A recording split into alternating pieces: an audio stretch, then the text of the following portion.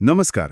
आज आपण एका खूपच विचलित करणाऱ्या घटनेवर सविस्तर बोलणार आहोत.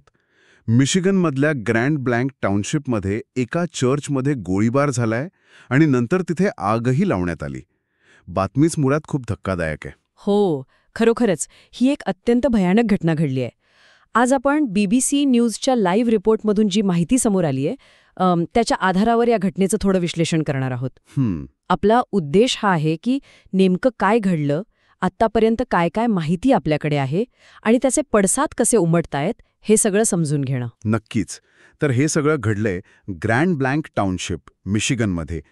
Church of Jesus Christ of Latter Day Saints असं त्या चर्चचं नाव आहे. हो, म्हणजे मॉर्मन म्हणून ओळखला जाणारा जो ख्रिश्चन पंथ आहे, त्यांचं हे प्रार्थनास्थळ आहे. बरोबर.